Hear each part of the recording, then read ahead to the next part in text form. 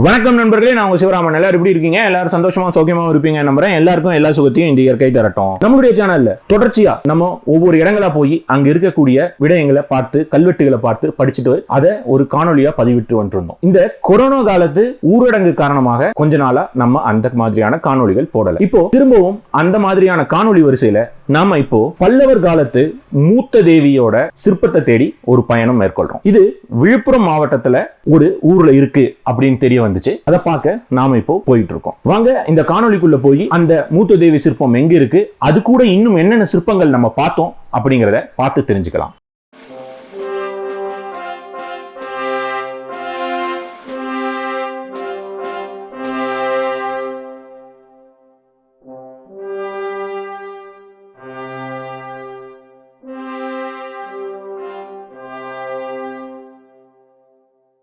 விழுப்புரம் அப்படிங்கிற அந்த மாவட்டத்தை எடுத்துக்கிட்டாலே அங்க நம்ம பார்த்தோம் அப்படின்னா நிறைய தொல்லியல் எச்சங்கள் கிடைக்குது. அங்க நமக்கு குடவரை கோவில் கிடைக்குது, பல்லவர் காலத்து கற்றளி கிடைக்குது, ஒரே இடத்துல கற்றளி, குடவரை, பிழைப்பு சிற்பம் மூன்றுமே கிடைக்குது. இது மட்டும் இல்லாம நமக்கு நிறைய ஏரிகள் பக்கத்துல நிறைய சிலைகள் கிடைக்குது.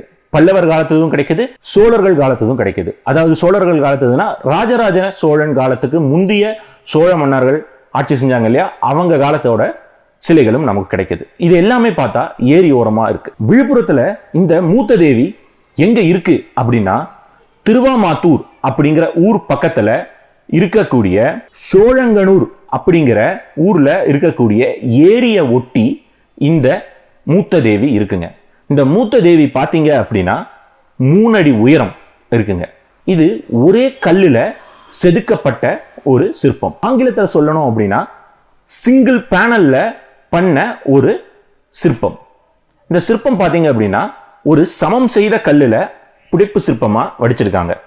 இந்த சிற்பத்துல இருக்கக்கூடிய விஷயங்களை வச்சே இது பல்லவர் காலத்தோட கலைபாணி, பல்லவர் காலத்தது அப்படின்னு சொல்லலாம். இந்த சிற்பம் 8ஆம் நூற்றாண்டை சேர்ந்தது அப்படின்னு சொல்றாங்க வரலாற்று அறிஞர்கள். இது பக்கத்திலேயே பார்த்தோம் அப்படின்னா ஒரு 5 அடி உயரத்துல நல்ல கம்பீரமா கொற்றவை, அப்படி இல்லை அப்படின்னா மகிஷாசுர மர்தினி அப்படின்னு நம்ம வணங்கக்கூடிய கடவுளோட ஒரு சிற்பம் கிடைக்குது.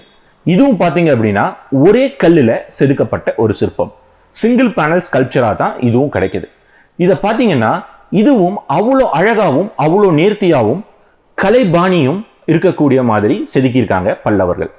பல்லவர்களோட சிற்பம் எல்லாத்திலுமே பாத்தீங்க அப்படின்னா அந்த சிற்பத்துக்கு வைக்கக்கூடிய கிரீடம் ரொம்ப அழகாவும் நேர்த்தியாகவும் மித்த கலைபாணியிலிருந்து மாறுபட்டும் இருக்கும். எப்படி இருக்கும் அப்படின்னா சில சிற்பங்கள்ல பார்த்தா நம்ம தலையில முண்டாசு முடிஞ்சுக்கிறோம் இல்லையா, அது மாதிரி இருக்கும். அது மாதிரியான கலைபாணியில செதுக்கியிருக்காங்க.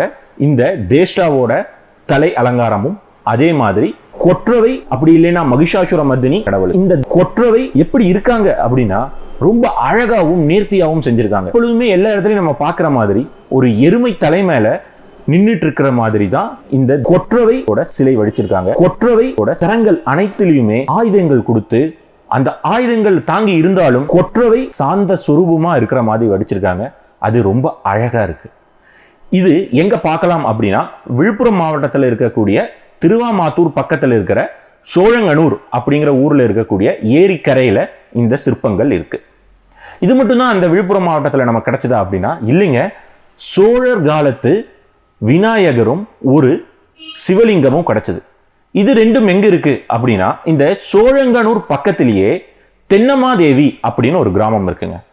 அந்த கிராமத்துல தான் ஒரு தனியார் நிலத்துல இந்த சிவலிங்கமும் பிள்ளையாரும் கிடைச்சிருக்குங்க.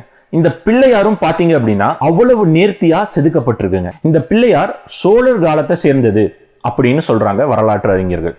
சோழர் காலத்துனா நம்ம ராஜராஜ சோழன் அவர்கள் இருக்காருல்ல, அவருக்கு முந்தைய அரசர்களோட கலைபாணி அப்படின்னு சொல்றாங்க.